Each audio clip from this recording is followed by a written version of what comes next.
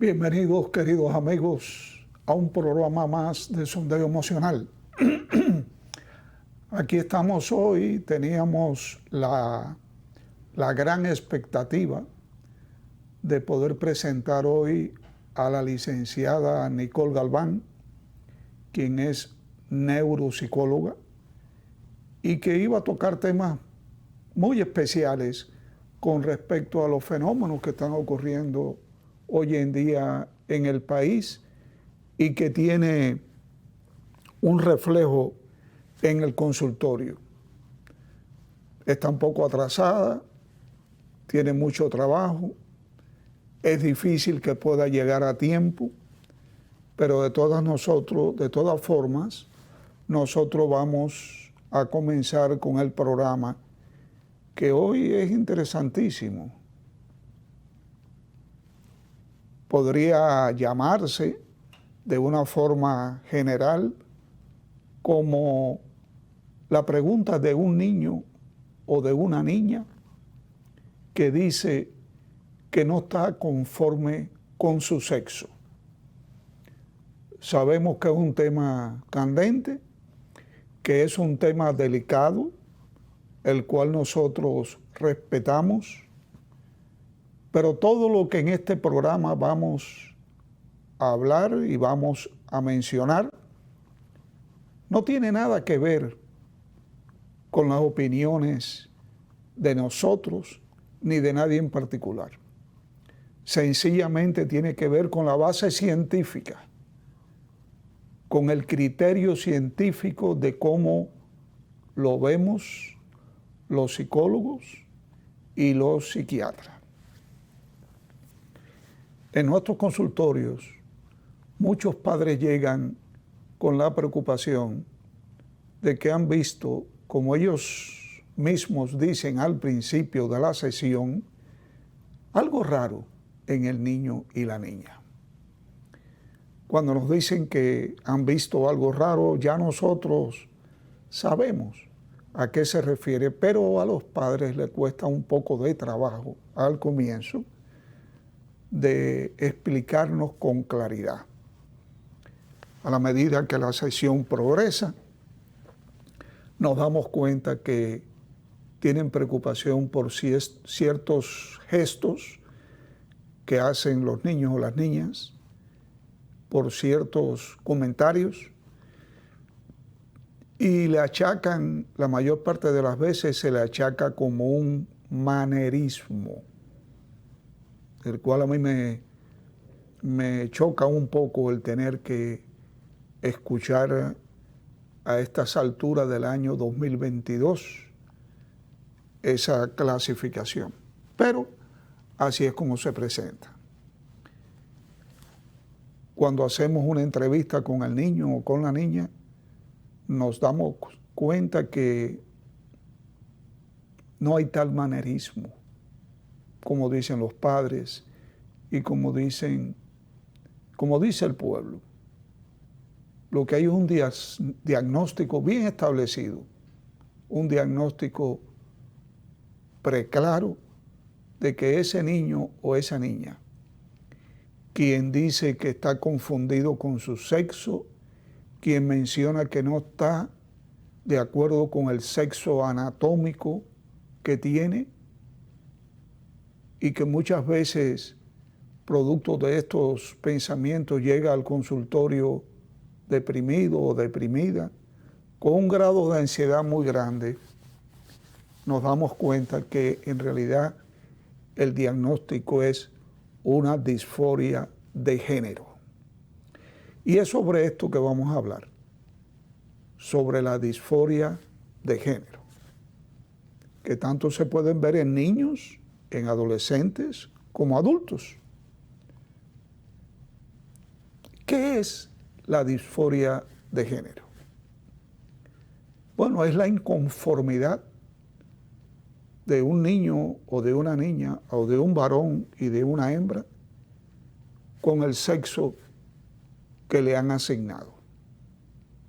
No está de acuerdo con el sexo anatómico que tiene. Está disgustado, está disgustada y le vienen a la mente millones de preguntas, con un miedo terrible de formularlas, porque no saben cómo lo tratarán.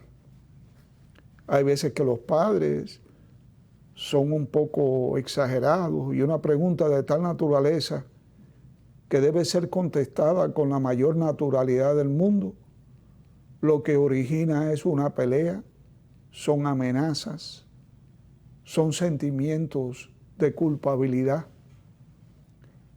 que a veces hacen más daño que el mismo pensamiento que tiene el niño o la niña. Entonces, la disforia de género no es más que un sentimiento intenso de que el sexo anatómico que tienen no encaja dentro de sus sentimientos. Así de simple. Son múltiples las quejas de estos niños y de estas niñas que muchas veces llegan a decir que se sienten atrapados dentro de un cuerpo que no les pertenece. Que la naturaleza y la vida le han jugado una trastada y muchísimos síntomas más. Se acuestan muchas veces con el deseo de cuando despierten haber sido cambiado durante la noche y haber amanecido del sexo opuesto. Hay veces que cuando ya este sentimiento no logra de alguna manera volcarse dentro de un ámbito profesional donde un psiquiatra o un psicólogo los trate, estos sentimientos llegan a querer hacer cosas traumáticas, como es un tratamiento hormonal para tratar de favorecer más a las hormonas femeninas en caso de que el niño, que sea un varón, que quiera ser convertido en hembra, o de hormonas masculinas, en el caso de las hembras, que quieran ser varón.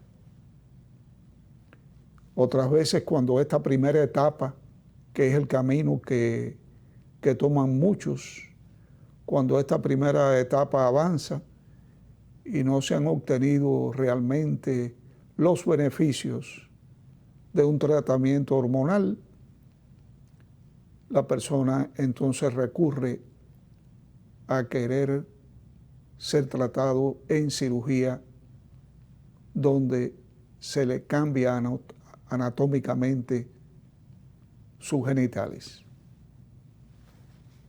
Este es un procedimiento irreversible que conlleva a muchísimos traumas,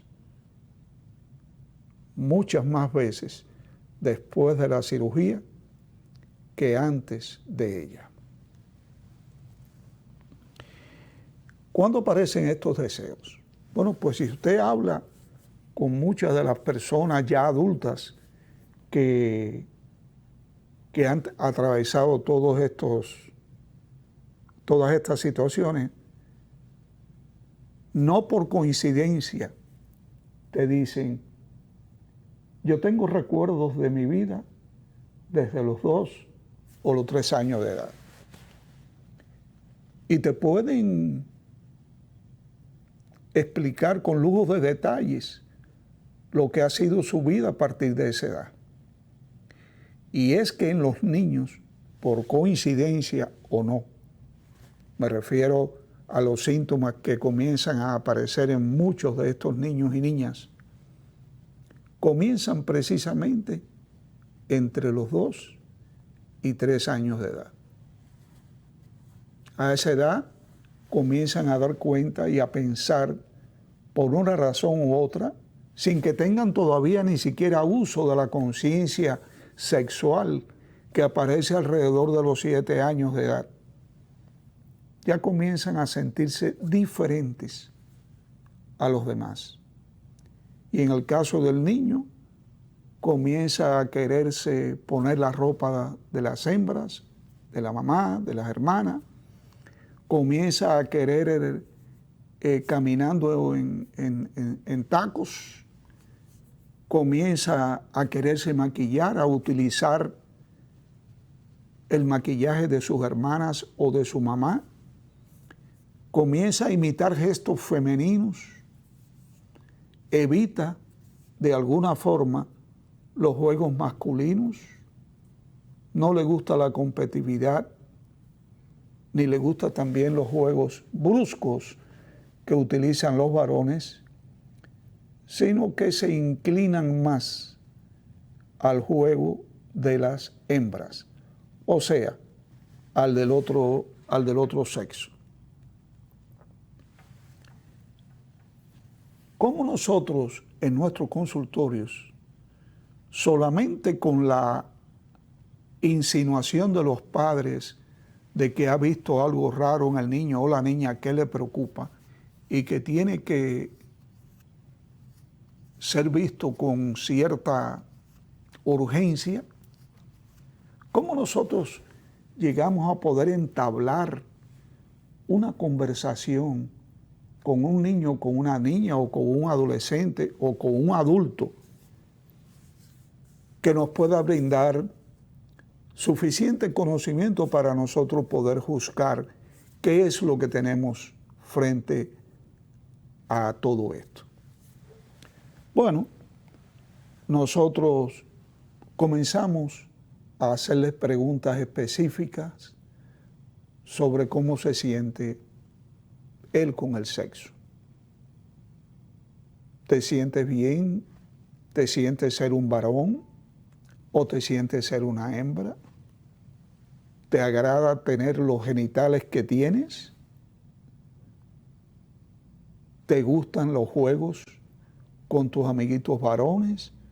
¿O te gustan más el juego con las hembras? ¿Sientes inclinación más por una hembrita, en el caso de un niño, de un infante, o en el caso de adolescentes es mucho más suave el poder decirles y preguntarle que cómo se sienten mejor? Y así poco a poco vamos entrándonos dentro de este mundo y de sus pensamientos.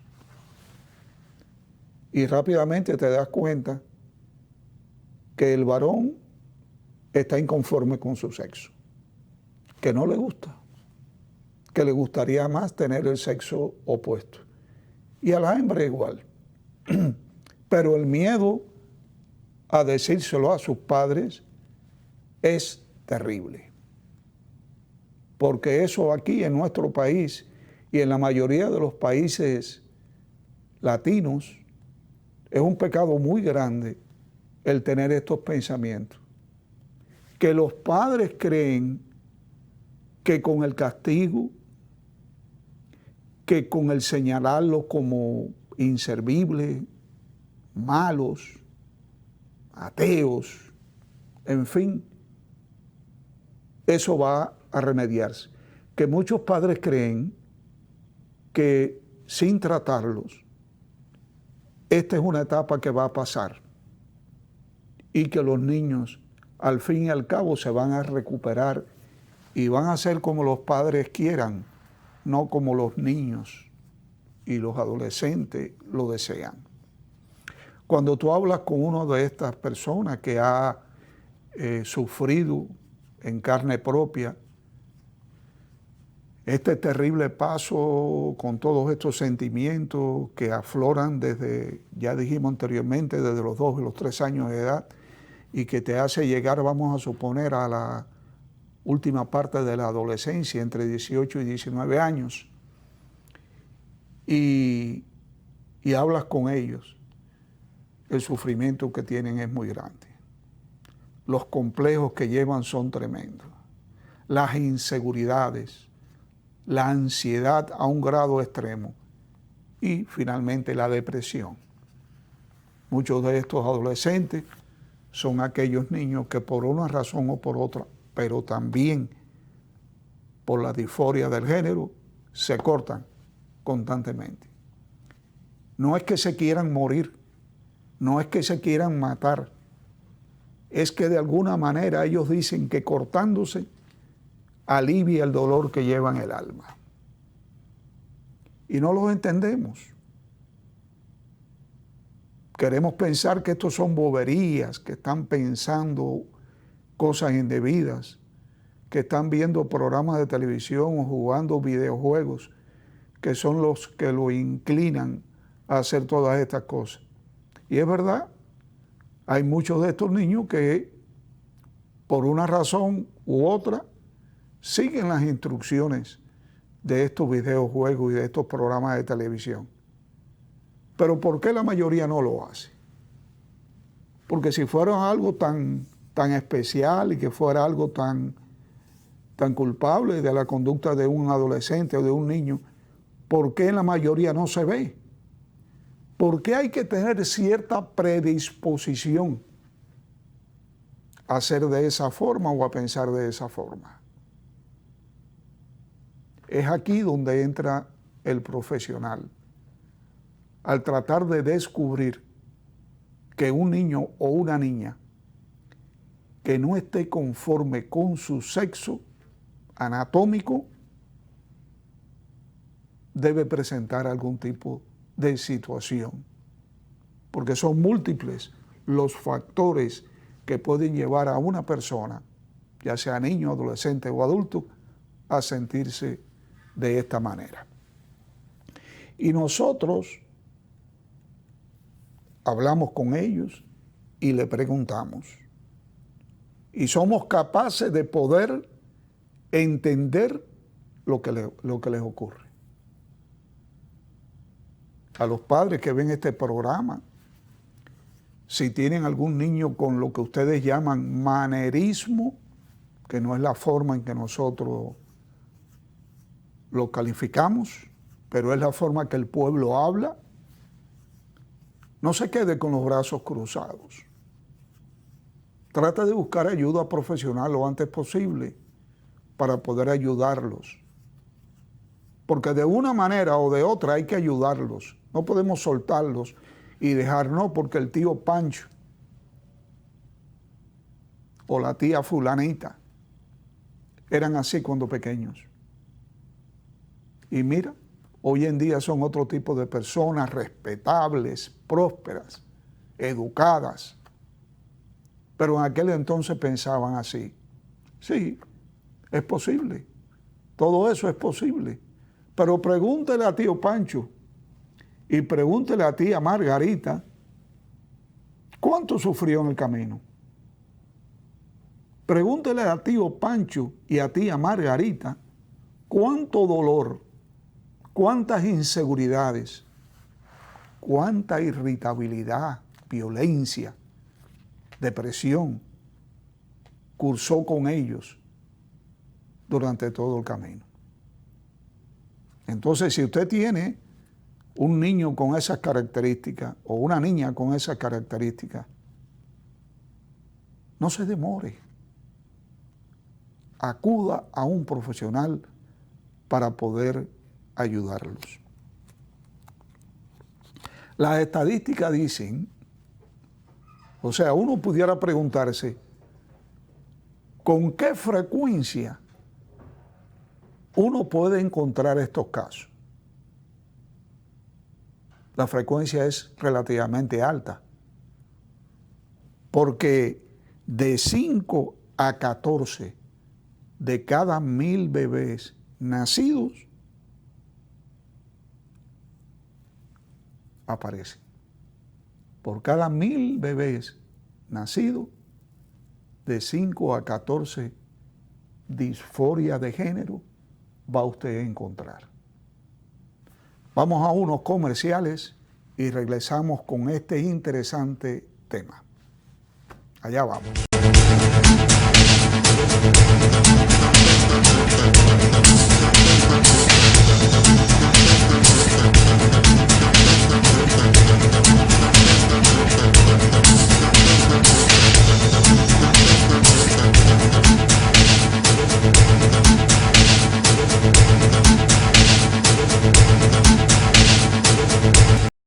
Estamos ya en la segunda parte de nuestro programa. Estamos hablando sobre la disforia de género, que no es más que la inconformidad, ese sentimiento intenso relacionado con la inconformidad con el sexo anatómico que tenemos. Decíamos, para hacer un pequeño resumen del segmento anterior, decíamos que esto aparece en niños entre los 2 y los 3 años de edad, puede aparecer, y cualquier persona que lo sufra o lo haya sufrido lo puede llevar toda la vida como una constante, como un constante pensamiento de inconformidad que muchas veces no lo deja vivir. Es bueno señalar que esto se presenta más en hombres que en mujeres, o sea, más en varones que en hembras, más en niños que en niñas. Y que por cada 1000 bebés nacidos vamos a encontrar en hombres de un 5 a un 14%, y en niñas o en mujeres de un 2 a un 3%. O sea que es algo frecuente. Si vemos, por ejemplo, que el déficit de atención e hiperactividad, esos niños intranquilos que vemos constantemente, las estadísticas marcan de un 4 o de un 6 a un 8%, y que lo vemos constantemente en los colegios, en los parques, en cualquier lugar, y que rápidamente hacemos el diagnóstico, un diagnóstico cruel muchas veces porque no está basado en observaciones científicas, sino en comportamiento de un niño con una edad determinada. Si vemos eso con frecuencia, entonces cuando hablamos de un 4 a un 15%, o sea que de cada 1000 bebés hay 4 o un 15 que aparecen con esta característica, estamos hablando de que se ve también con frecuencia. Y sobre todo, lo que más nos impide poder observar es no saber cuáles son los síntomas, es no saber cuáles son las señales de alarma. Y esto no quiere decir en ninguna manera que todo el que presente una inconformidad con su sexo, que todo el que presente alguno de los síntomas que vamos a señalar y que hemos ya mencionado anteriormente, tiene el diagnóstico de disforia de género. No, no tiene que ver eso. ¿Entienden? Muchas personas pueden estar copiando por ejemplo, un niño que se críe entre las tías, que su papá sea un papá ausente por cualquier motivo, y se críe con hembras, posiblemente va a copiar muchísimas de las conversaciones, de la forma de caminar, de la forma de vestir, a gustarle los mismos colores, a hablar hasta con el mismo énfasis, con el mismo tono. Y entonces lo catalogamos de manerismo, cuando en realidad no es nada de eso. Es sencillamente que está copiando de su medio ambiente, de su entorno, donde él vive, con quien se relaciona. Está imitando muchos de los gestos y de la forma de actuar de aquellas hembras que están alrededor de él y con quien él se identifica emocionalmente por cariño, por amor, pero no por un sentimiento de una patología determinada. Eso es erróneo, totalmente. Pero nosotros hacemos énfasis en que cualquiera que presente estas características debe ser evaluado por un profesional. Porque recuérdense, en los varones de 1000 bebés nacidos, de 5 a 14 van a padecer la disforia de género. Y en las hembras, que se ve con menos frecuencia, de un 2 o 2, 3 de cada 1000 bebés nacidos, también se va a ver. Entonces, es necesario hacer no tanto un diagnóstico como una evaluación, a ver qué está ocurriendo. Y los padres que se alarman por estas cosas, saber que hay un camino que debe seguir antes de juzgarlos. Porque si usted comienza a decirle a un niño o a una niña desde pequeño que eres malo o que eres mala, en el camino se va a creer que es malo y es mala. Si usted comienza a señalar a un niño o una niña por estos manerismos, por esta forma de ser, puede ser que en el camino el niño o la niña se lo crea, porque se lo han inculcado muy profundamente. Y entonces tendría que entrar todo un proceso de reversión de culpabilidad y del pensamiento en estos niños y estas niñas. Y es peor la cura que la enfermedad. Entonces, no todos los niños y las niñas, no todos los adolescentes que presenten algunos de estos rasgos tienen que ver con que estén padeciendo de la disforia de género. Por ejemplo, los psiquiatras hacemos diagnósticos psiquiátricos. La psiquiatría es una ciencia difícil porque es una ciencia interpretativa, de mucha asimilación, de mucha observación. No tenemos, como es el caso de la medicina en general, que si tiene fiebre hay un termómetro para medirla, que si tiene tos hay un estetoscopio para escucharte los pulmones y ver cómo están. Si te partiste un hueso, bueno, ni modo, el hueso está partido, está el dolor, está la deformidad. En psiquiatría y en psicología esto no es así. Se requiere de experiencia, se requiere de observación, se requiere de investigación. Entonces, cuando tenemos un niño, una niña, un adolescente, un adulto que llega a nuestro consultorio con estas situaciones, debemos hacer un diagnóstico lo más justo posible. Y desde el momento que comenzamos a tratar a esa persona, a ese ser humano, estamos siguiendo un patrón establecido internacionalmente que nos va a llevar a una conclusión. Y que muchas veces esas conclusiones pueden ser fallidas, no pueden ser ciertas. Porque en medicina y mucho menos en psiquiatría, 2 y 2 no son 4. Entonces, si nosotros tenemos una situación como esta, lo primero que hay que hacer es tratar de investigar si hay causas orgánicas que puedan estar produciendo esta sintomatología. Y puede haber muchas. Hay que descartarlas. Hay que mandar a hacer inclusive estudios.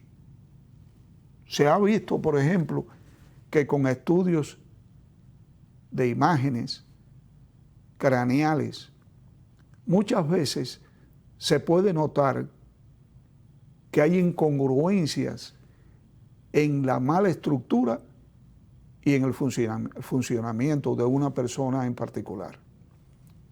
La estructura del cerebro de una mujer, de una femenina, tiende a ser muy parecido, pero en ciertas áreas hay discrepancia, no es igual. Entonces, si usted realiza un estudio de imagen y nota de que en el área donde el varón debe poseer tal característica y no las tiene allí y las tiene en el área femenina, eso puede llegar no a una conclusión, no a un diagnóstico, pero sí a una suposición de que lo que puede estar ocurriendo con uno de estos niños o niñas es algo estructural que viene desde el nacimiento, desde la concepción, y que puede estar afectando a esta persona en particular. Hay estudios hormonales que hay que hacer. Hay una tendencia a no hacer nada. Hay una tendencia a decirle, si el caso de un varón, mira, cógelo, llévatelo para un campo, dale 4 cujazos para que aprenda. Ponlo a trabajar de sol a sol. Señores, esta no es la salida. No estamos en el tiempo de los trucutú, de las cavernas, donde andamos con un mazo arriba para resolverlo todo a mazazos. Estas personas que citamos aquí en nuestro programa hoy están sufriendo. No saben por qué son diferentes a los demás. No saben por qué a mí no me gustan las niñas, por ejemplo, en el caso del varón. Me siento más atraído hacia el sexo mismo. No estoy conforme con mis genitales. Quisiera tener los genitales del otro sexo. Ellos no saben explicarte lo que está pasando. Ellos están confundidos igual que todos. Entonces llega, como yo digo, el diablito, o bien a señalarlos, o a castigarlos, a maltratarlos. Son víctimas de bullying en los colegios. Estos niños sufren muchísimo, no tienen amigos, son solitarios. Y cuando usted logra establecer una comunicación efectiva de confianza, ellos te lo dicen, es que tenemos miedo, no confiamos en nadie, todo el mundo se ríe de nosotros. ¿Y por qué yo soy así, doctor? Es muy duro lo que estas personas te dicen. Entonces, si usted tiene cualquier niño o cualquier niña, cualquier adolescente con estas características, que se aísla, que habla poco, que casi no tiene amigos o es muy selectivo, que ya tiene una edad de 15, 16 años, 17, y aún no ha tenido una noviecita, que no se siente atraído sexualmente por las niñas, en el caso de un varón, y por los niños, en el caso de la hembra, usted tiene que investigar. Usted no puede decir, él es así, o ella es así, o ellos son como tío Pancho y tía Margarita. No. Usted tiene que, sin miedo, tratar de buscar un diagnóstico, porque con el diagnóstico usted lo puede ayudar. Y los puede ayudar mucho. No se puede quedar, como digo yo, con los brazos cruzados. Ah, será tal cosa. No. Yo no he visto a nadie, no he visto a nadie pidiéndole a Dios que le envíe un niño o una niña con estos problemas. Una cosa es desearlo, no me vayan a malinterpretar, y otra cosa es aceptarlo. Si es el caso de que ya sabemos que nuestra esposa está embarazada y que es un varón, le pedimos a Dios que sea fuerte, que sea sano, que sea inteligente, amoroso. Si es una hembra, igual, que sea honrada, que sea linda, coqueta, femenina. Pero no pedimos otra cosa. Ahora, cuando tenemos la realidad delante de nosotros, el aceptarlos como son y el amarlos como son, es otra situación. Por eso es que es tan importante hacer una evaluación con un profesional de la salud mental para poder ayudar a tu hijo, a tu hija. Es el caso de los niños en el colegio, que hay niños y niñas que tienen las clases y no le va bien, que tienen sala de tareas y no le va bien, que tienen tutoría y no le va bien, que constantemente están reprobando las materias, que en el verano no pueden disfrutar del verano porque tienen que estudiar, porque los sábados y los domingos, en vez de disfrutar con un paseo, tienen que hacer tareas extra para nivelarlos. A mí me encanta esa palabra, nivelarlos. Y nunca a nadie se le ha ocurrido hacerle un test de inteligencia a ese niño y a esa niña. Porque es muy inteligente, porque es muy sabia, porque tomó una computadora y la desarma y la arma, y porque aprendió a hablar un idioma extranjero sin ir al colegio, sin jamás estar en un instituto del lenguaje. ¿Y qué tiene que ver eso con la inteligencia? Eso no tiene que ver absolutamente nada con la inteligencia. Eso son aptitudes que el niño o la niña nace con ella. Y por eso dicen que es inteligente. Sin embargo, académicamente no va bien. Académicamente está retrasada. O no ha aprendido a escribir, o no ha aprendido a leer, o tiene dificultades para leer o para escribir. ¿No se ha pensado en una dislexia? ¿Se ha evaluado? ¿Se le ha dicho a los padres?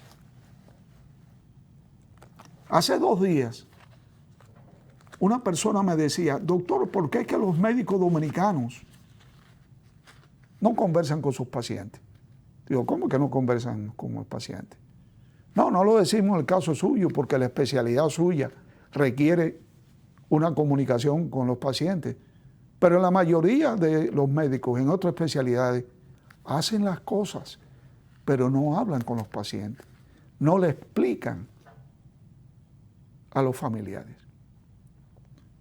Bueno, pues igual que hay esa creencia, que yo considero que puede haber alguien que actúa así, pero la mayoría de mis colegas hablan con los familiares y hacen reuniones de familia y discuten el caso y hacen un plan.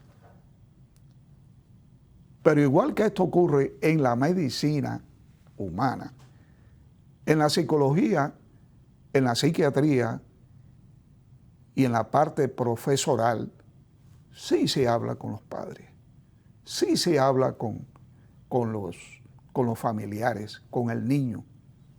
Y se le dice, a veces desde temprana edad, desde que comienzan a ver los profesores, que son los primeros, por eso siempre hablo de ellos, son los primeros en poder evaluar el funcionamiento de un niño y de una niña en un ámbito de clase donde todos tienen la misma edad y que todos más o menos deben hacer y lograr los mismos objetivos. Se les dice a los padres de una manera sutil, si ven que los padres no la cogieron, como decimos usualmente, ya entonces se hace una reunión y se dice, mire, nosotros entendemos que usted debe evaluar al niño o la niña por estas razones que estamos viendo. Ah, pero eso es una ofensa. Eso para muchos padres es una ofensa, porque ella aprendió inglés sola, porque ella desarmó una computadora y la armó sola, porque ella tiene esto y tiene lo otro. Nosotros sabemos que es inteligente. No, usted no sabe que es inteligencia.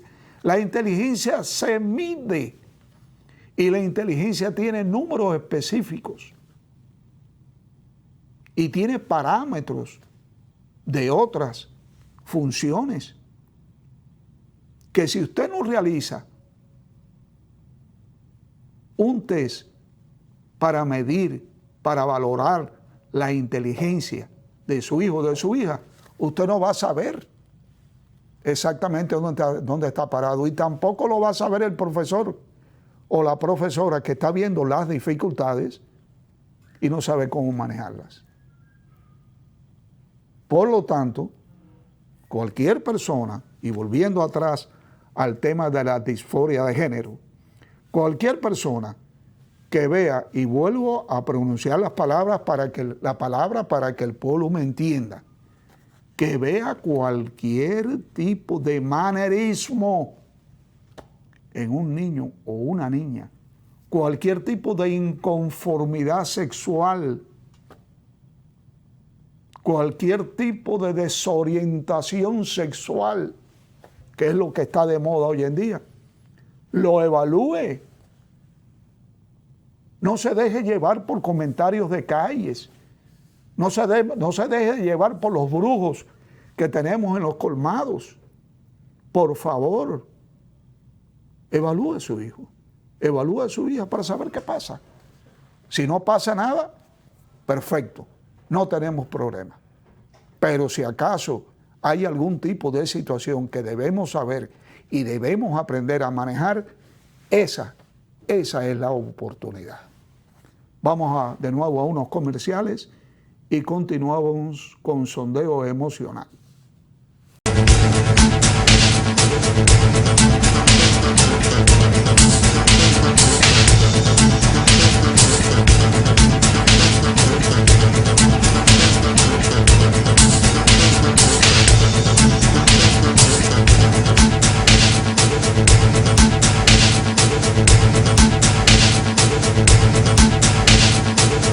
Bien, queridos amigos, estamos ya en el último segmento de nuestro programa Sondeo Emocional y precisamente hablando sobre la disforia de género en los niños y en las niñas. No queremos dejar pasar por alto una preocupación muy grande que tienen los padres cuando nos dicen, mire doctor, el niño para orinar se sienta. O nos dice, y la niña para orinar lo hace parado. Esto quiere decir, por casualidad, que este niño, que esta niña que no está haciendo las cosas todavía de la manera que se supone que la realice, tenga que tener algún diagnóstico de disforia de género. No, claro que no. Por alguna razón el niño puede haber visto a su papá en una forma, o la niña a su papá, o el niño a su mamá, y la está imitando. Y la está imitando, sencillamente eso. Incluso yo conozco personas que por alguna razón, cuando van al baño a hacer sus necesidades, se desvisten totalmente. O personas que van a orinar y son varones y se sientan en la taza y no tienen ningún problema de un diagnóstico. O hay muchas hembras que lo hacen parado, que orinan en cualquier lugar y orinan parado en vez de la hembra sentarse. Esto no quiere decir absolutamente nada, pero como mencionábamos anteriormente, debemos investigar. Es una sana costumbre acudir al médico para investigar si hay posibilidad de que esté ocurriendo algo en la mente de ese niño o de esa niña. Nosotros ya estamos al final del programa. Queremos mencionar de nuevo la Liga Deportiva Terapéutica. Liga Deportiva Terapéutica. O sea que a través de las disciplinas deportivas uno puede ayudar a muchos niños y niñas en diferentes problemas que tienen. Son los viernes en el Mirador Sur, en la calle Anacaona, entre José Bovea y La Italia, de 9 de la mañana a 1 de la tarde. Que los niños están en clase. Sí, los niños están en clases, pero cuando usted tiene que llevar a su niño o su niña a un médico, no importa. Usted pide excusa y lleva a su niño o a su niña al médico. No hay un solo colegio que le vaya a decir que no. Al contrario, es la salud. Y no podemos solamente pensar en la salud del cuerpo desde la cabeza, o sea, desde el cuello hacia los pies. También hay que pensar en la salud mental, que es tan importante. Además, cuando usted lleva a su niño o su niña o su adolescente a la Liga Deportiva Terapéutica los viernes, usted va al lugar donde hay médicos presentes, donde hay psicólogos y donde hay psiquiatras. Y sin costo alguno le hacen una evaluación sobre alguna preocupación que usted pueda tener de conducta, una preocupación de que tenga que ver con la irritabilidad, con la ansiedad, con la depresión. Y de allí nosotros le damos el mejor consejo de a dónde ir y qué hacer. Liga Deportiva Terapéutica. Recuérdese que la Liga Deportiva Terapéutica es parte importantísima del Centro Educativo Los Pinos Nuevos, que se encuentra en la calle Amelia Francasi número 50 y que se especializa en el manejo de todas las conductas. Es un centro especializado en la enseñanza y en el manejo conductual. El teléfono de este centro para fines de información con respecto a la Liga Deportiva Terapéutica o cualquier otra preocupación es el 809-567-2224. 809-567-2224.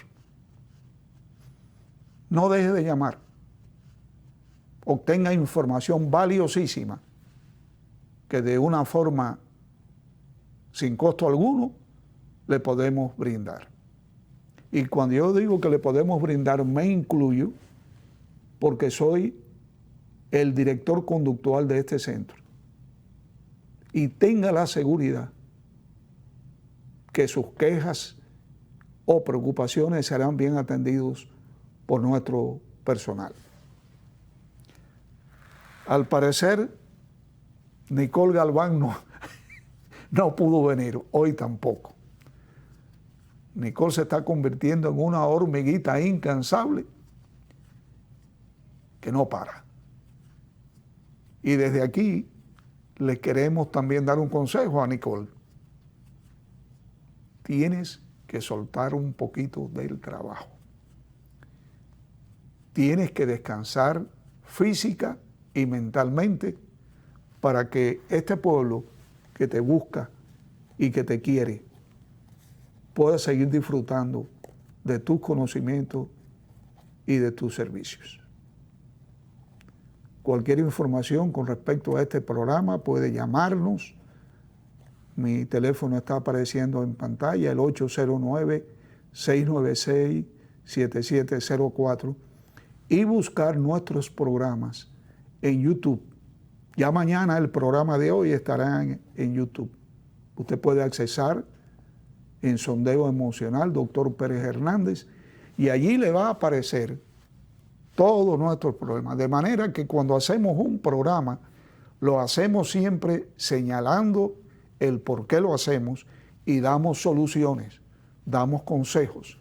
No nos quedamos solamente con la información. Usted puede accesar a nuestros programas, puede compartir nuestros programas. Es importante que ustedes compartan, que cuando tengan un papá, una mamá, un hermano, que tenga una situación con un niño, con una niña, de cualquier naturaleza, allí va a haber un programa posiblemente que toque esa situación, lo puede escuchar y puede informarse, porque esa es nuestra idea. Nuestra idea es que usted, antes de salir como un loco o como una loca para la calle, para llevar al niño o la niña a ser evaluada porque tiene un problema, escuche uno de nuestros programas y después, con un conocimiento básico de cuál puede ser la solución o la situación, usted calmadamente hace su cita y va a ver al médico correspondiente para que lo ayude.